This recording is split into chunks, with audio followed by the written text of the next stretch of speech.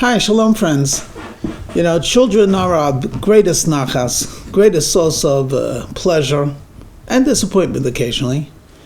But they also have the rare capacity to really embarrass us. I'm not talking about in public like a meltdown or acting out. I'll give you a practical example. It happens, I'm sure, either you experienced it or are experiencing it. Father says to the kids, if mommy tells me that you were all well behaved, next Sunday we're going to a restaurant, we're going to a park. Yay!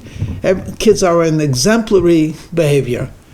What happens is, comes Sunday, but the father is given a deadline. There's no way in the world he could take him to the park. He says to the kids, I'm so sorry, I can't go now because I have an emergency. And all the kids look at him and say, but you promised. How do you get out of that? I did promise. And then you start doing mental gymnastics. Well, I didn't really promise. I assured you, and emergencies are more important than you promised. You didn't keep your promise. It is so disappointing. It's so not correct in the eyes of the child. You promise, you got to keep your word. And this happens constantly, So if you're smart, you always take out insurance. If everything is okay, I promise to do this. Or without promising, I'm going to try my best. So here's a joke. There's a lady has a couple of children. One of her daughters is simply frightened to get married. And she has a mother to a daughter talk. What is it? I like men. I like marriage. I'm just frightened of the responsibilities. It's just overwhelming. I look at my sister. She has 3 children. And I don't know how she does it, but I know I couldn't. Mother says to the daughter, Bubala, it'll work out. And I promise you, if you'll need help, I'll be there for you. As long as I'm capable, I will be with you. Thank you, Mom. Anyway, she marries Mr. Right, and things are good. Whenever things are rough, she calls up Mom. One day, she calls up Mom. Ma, yes, Bubala, what's wrong? You don't sound very happy. I had a big fight with my husband yesterday. He left in a hug. They didn't even forget about a kiss. He didn't even say good morning to me. Bubala, men are like that. They don't appreciate exactly, but over the day, he's going to rethink it. I guarantee you, within 48 hours, he's going to call up. He's going to bring you flowers. Don't worry. It happens. Hey, Ma, little Levi, 3 times already he was sent to the principal. I don't know what to do. Bubala, kids are kids. Your brother, he's a doctor. You know what kind of a student he was? I think maybe twice a month we had to go to the principal. Don't worry, it will happen. Ma, little Leah has the flu. I didn't sleep a whole night. She's throwing up all over the place. And I'm exhausted.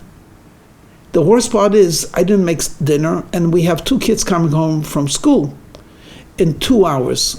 I hate to do this to you, but can you please come? Help me out, just for today. You promised, right? He said, Bubala, of course I could come.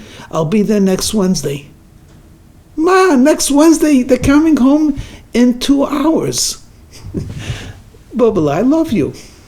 But how do you expect me to get from California to New York in 2 hours? What are you talking about? California to New York. You live 2 blocks down. I do? 1 second. Is this 415-666-2342? No, it's not. Oh, I'm so sorry. I must have had the wrong number. I guess so, Bubala. And then there's like a pause for 12 seconds. Does that mean you're not coming? Okay, it's really a joke. Could you imagine? You have a promise. I'll help you. And you're not coming? I tell you, we Jewish people, we've had promises from God. If you're not good, you're going to turn to me in distress. When things are not good, you're going to realize you need me in your life. And sometimes you don't get the picture right away. So from a nudge, you might get a smack. Did God keep his promise? Oh boy, did he keep his promise. Oh boy. Almost 2,000 years he kept his promise of reminding us that we need him. But 1 second, God, didn't you also promise us peace, prosperity, health, happiness, nachas, prominence, influence? Didn't you promise us a holy land and a beautiful temple and a great leader? Didn't you promise us pride, esteem? After all, we represent you. You promised. You know something?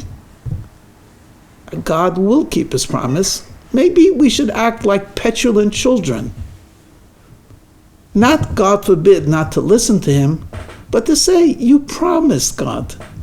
Don't you want to keep your promise? So that's how I'm going to end today's thought. We love God.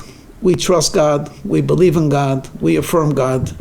Please, God, keep your promise. Bring the Mashiach. Get us out of the tsuris, the troubles that all of us have on our own life. And then we will truly be able to celebrate with great joy and with and hold your name in great esteem. Amen.